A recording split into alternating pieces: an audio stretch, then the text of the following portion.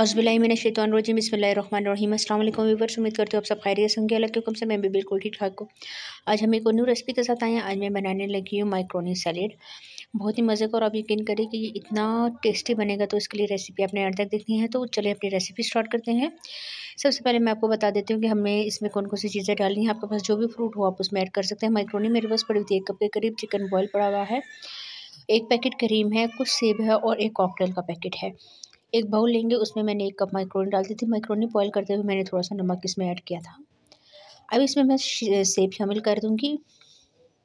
सेब को आपने छोटे छोटे क्यूब्स में काट लेना है। 2 अदद मैंने सेब लिए से, 1 अदद मैंने साइज़ वाला जो कॉकटेल का पैकेट होता है मैंने लिया था डिब्बा, वो डालूँगी। और डालने के बाद अब एक चिकन जो थोड़ी सी 2 से 3 बोटियाँ थी उनको बॉयल किया। कोई नमक, काली मिर्च कुछ भी नहीं डाला जी। तो ये बाउल छोटा लग रहा था तो मैंने इसको एक बड़े बाउल में डाला है, ये इस तरह से, ठीक है।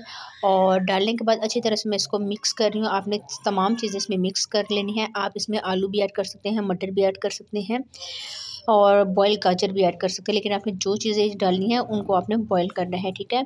और अब इसका मैं कह रहा हूँ पेस्ट बना लेते हैं। तो पेस्ट के लिए मुझे ये मायोनीज़ चाहिए। मायोनीज़ तकरीबन हाफ़ कप के करीब मैंने लेनी है। 1 पैकेट भर के मैं इसमें क्रीम का ले रही हूँ। आप किसी भी कंपनी का क्रीम यूज़ कर सकते हैं। डालने के बाद आपने इसको अच्छी तरह से मिक्स करना है। सबसे मेन पॉइंट इसमें ये है कि आपने मायोनीज़ और क्रीम को बहुत अच्छी तरह से बीट करना है कि ये एक क्रीमी फॉर्म में आ जाए।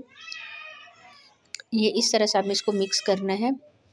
तो इसी के साथ मेरी आप सबसे रिक्वेस्ट है, जिसने मेरे चैनल को सब्सक्राइब नहीं किया प्लीज़ मेरे चैनल को सब्सक्राइब कर लें, ताकि आने वाली हर वीडियो आपको बहुत आसानी से मिल सके।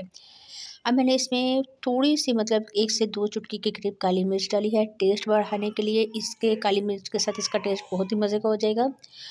अच्छी तरह से मैं मिक्स कर रही हूँ और साथ ही मैं चीनी शामिल कर दूँगी। चीनी तकरीबन मैंने 3 चम्मच डालनी है। आप अपने टेस्ट के बराबर डाल सकते हैं, क्योंकि कॉकटेल वगैरह में भी मीठा होता है, आपको पता है।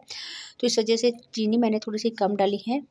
हमारे घर में मीठा बहुत ज़्यादा कम इस्तेमाल किया जाता है, तो आप अपने टेस्ट के बराबर जितना आपने मीठा ज़्यादा खाना है, कम खाना है, वो आप डाल सकते हैं। डालने के बाद दोबारा से इसको मिक्स करूँगी। चीनी जो डालने के बाद थोड़ा-सा, आपको पता है कि चीनी में पानी होता है, तो ये थोड़ी-सी पतली हो गई थी, लेकिन इसको मिक्स करने के साथ ये बिल्कुल अपने दोबारा उसी फॉर्म में आ जाएगी। जी, तो आप ये देख सकते हैं कितना अच्छा मैंने इसको मिक्स किया, ये एक बिल्कुल क्रीम की शेप में आ गया है। अब हम इसको माइक्रोनी वाले मिक्सर में डालेंगे। ये इस तरह जो मैंने सैलेड तैयार किया हुआ था हम उसमें डाल देंगे। आपने अच्छी तरह से बाउल को साफ़ करना है, कोई भी चीज़ आपने ज़ाया नहीं करनी। जी, तो डालने के बाद दोबारा से मैं इसको मिक्स कर रही हूँ कि तमाम चीज़ों के साथ हमारी क्रीम और मायोनीज़ जो है वो अच्छी तरह से लग जाए, ये इस तरह से।